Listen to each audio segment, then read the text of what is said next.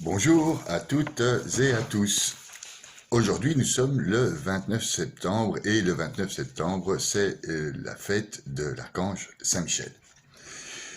Pour ceci, je vais faire une petite réflexion. En lisant et en priant ce matin, j'ai ouvert la Bible à l'Apocalypse, chapitre 12, de 7 à 9 et de 14 à 15, où nous avons l'histoire de l'exploit du combat entre Saint-Michel et le dragon, Satan. Je vais vous le lire. Enfin, je vais vous lire de 7 à 9 et ensuite de 15 à 17. Ce sont les parties qui m'ont intéressé pour faire cette réflexion. Donc, au 7, il y eut un combat dans le ciel. Michel et ses anges durent combattre le dragon. Le dragon lui aussi combattait avec ses anges. Mais il ne fut pas le plus fort. Pour eux, désormais, nulle place dans le ciel. Oui, il fut rejeté, le grand dragon, le serpent des origines, celui qu'on nomme le diable, Satan, le séducteur du monde entier. Il fut jeté sur la terre, et ses anges furent jetés avec lui sur la terre. De 15 à 17 maintenant, puis sa gueule, le serpent projeta derrière la femme de l'eau comme un fleuve pour qu'elle soit emportée par ce fleuve. Mais la terre vient au secours de la femme, et la terre ouvrit grand la bouche et engloutit le fleuve projeté par le dragon.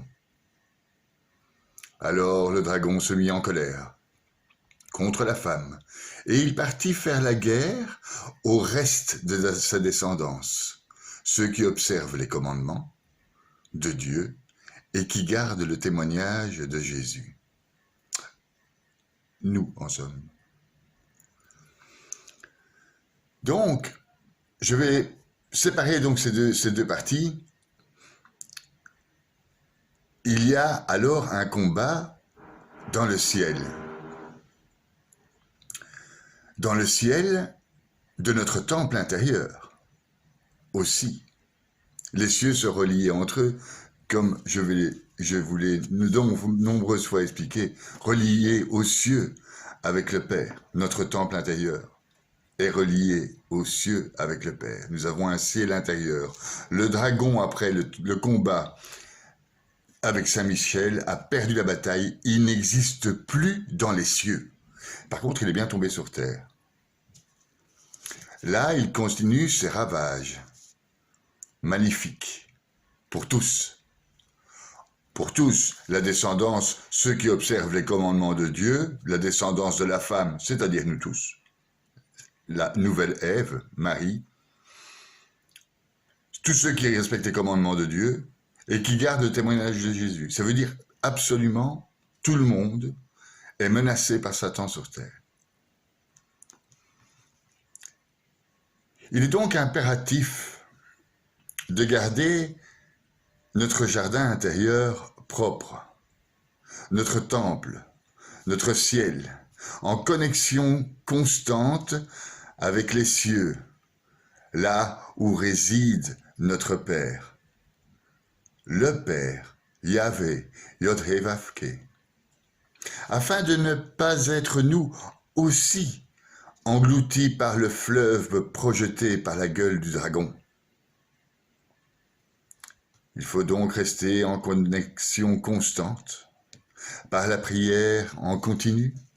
C'est ce que saint Thérèse d'Avila appelle l'oraison de quiétude, dans le chemin de la perfection.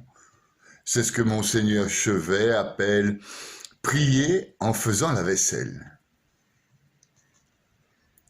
Mais aussi être entre constante connexion avec le Père dans la matière, par nos actions de charité, par notre amour, par nos larmes, entre autres. C'est ce qui s'appelle la fameuse linéarité existentielle. si nous sommes spirituels et attachés à Dieu, bien évidemment.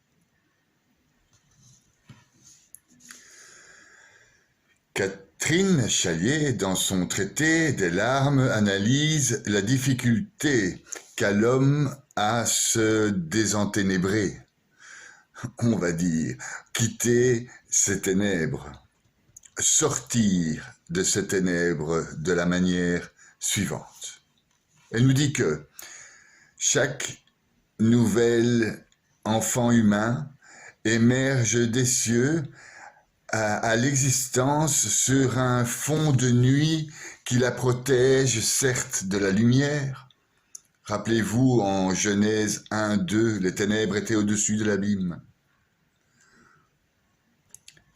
Qui donc, ces ténèbres protègent de la lumière divine, trop éclatante pour la créature, car cette lumière est infinie, mais dès lors lui laisse croire aussi à sa solitude, à sa finitude, comme un irrémédiable destin. Cela vient, dit-elle, de la faible puissance du souffle de vie. Rappelez-vous, Dieu modela l'homme avec de la poussière, rien. Tiré du sol, il insuffla dans ses narines un souffle de vie. Comparé aux ténèbres du dessus de l'abîme, avouez que nous avons des fortes tendances à être enténébrés et à devoir combattre et fouiller nos ténèbres pour atteindre la révélation. La faiblesse de ce souffle, donc, la faiblesse du verbe, la faiblesse de la parole au regard de cette énergie nocturne, aveugle, silencieuse, qui caractérise les dessus de l'abîme. Cette énergie n'a pas disparu, elle ne cesse de provoquer des ravages. Elle constitue une puissance redoutable de nihilation, la négation de l'homme qui hante pour son malheur l'œuvre de la création en la menaçant de la joncher de ruines, les ténèbres. Venons-en à présent à la fin de ce chapitre 12 de l'Apocalypse. Puis sa gueule, le serpent projeta derrière la femme de l'eau comme un fleuve pour qu'elle soit emportée par ce fleuve. Mais la terre vint au secours de la femme. La terre ouvrit la bouche et engloutit le fleuve projeté par la gueule du dragon. Mais de quelle eau s'agit-il alors? Les sages de la Kabbale nous définissent clairement 3 formes d'eau. Les eaux malfaisantes, Maïm et Zédonim, celle qui ravage, celle qui noie, celle qui détruit, celle qui inonde. Puis, il y a les eaux multiples, Maïm Rabim, ce que saint Augustin définit à sa manière par l'eau de la sagesse, celle qui se retire pour laisser place à la terre pour qu'on puisse labourer la terre. L'eau de la sagesse, dit-il, qui irrigue mon âme. Mon âme, sans elle, est comme une terre sans eau, pas plus qu'elle ne pourrait tirer d'elle-même sa lumière. Elle ne peut se rassasier par ses propres moyens, car c'est vous qu'est la fontaine de vie. C'est dans votre lumière que nous verrons la lumière.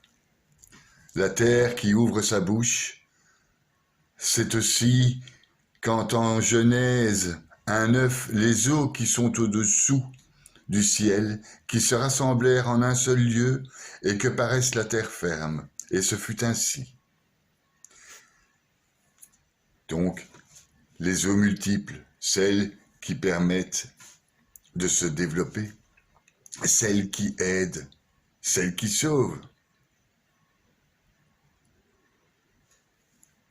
celle qui a donc sauvé la femme la terre qui ouvrit la bouche et qui engloutit le fleuve projeté par la gueule du dragon.